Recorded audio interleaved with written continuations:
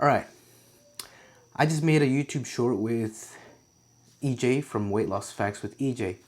Thank you, EJ. Check out her channel.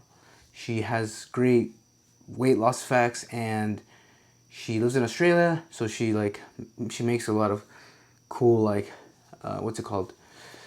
Interesting videos of like hiking and biking, and she's a great cook too, it looks like. So yeah, we made a short. It was actually called it's called How to Lose $1,700 on a Girl.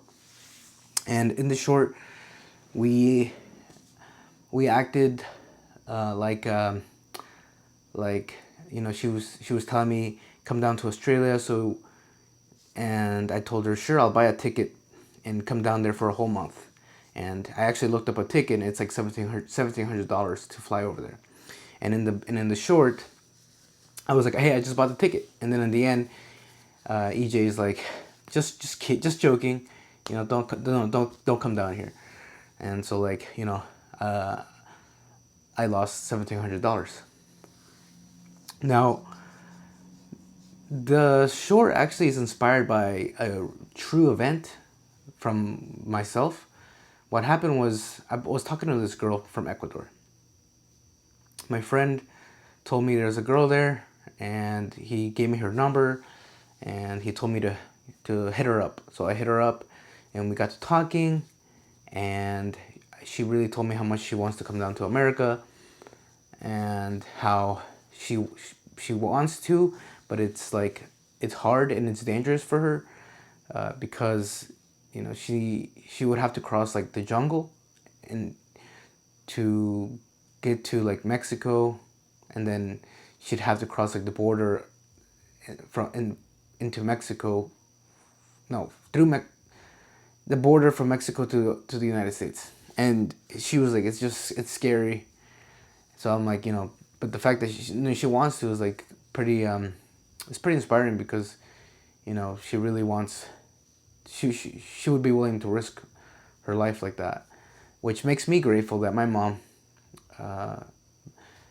brought crossed over to America and gave birth to me, and so I'm a U.S. citizen. Um, so I'm super grateful for that. I appreciate it. Um, I have a job here. I make a good living, and I speak English and I speak Spanish, and yeah. So anyways, so yeah, she told me she wants to come here, and one day I was like, I'm planning a trip to Guatemala in October for 2 weeks, and I was up at 12 a.m.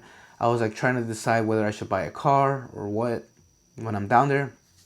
And so it's like 12 a.m. in the morning, and then she hits me up and she's telling me she's sad. So I asked her, why are you sad? And then she wouldn't tell me. She just said that it was starting to pass. So I was like, all right. And then I started to tell her that I was planning my trip. And then she tells me, when am I going to come down there to see her? When am I going to come down to visit? And I was like, I could do 2 weeks. Are you willing to take 2 weeks off from work to come and hang out and show me around Ecuador? And she said, yeah, So I told her, all right, I'll buy the ticket. And then we texted good night.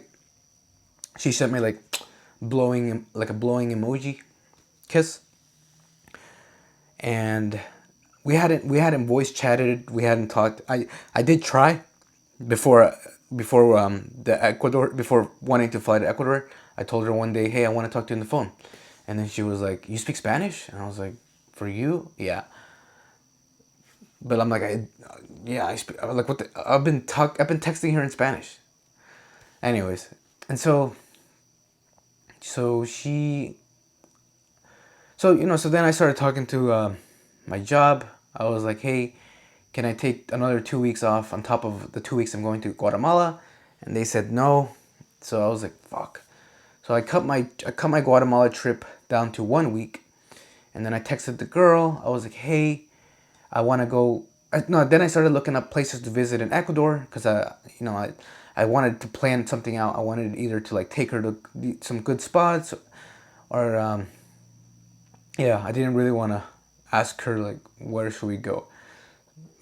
So like I was talking to my Ecuadorian friends. They said you should go here, go here, go here. These are the best spots, and I checked them out, and I'm like, those spots are amazing.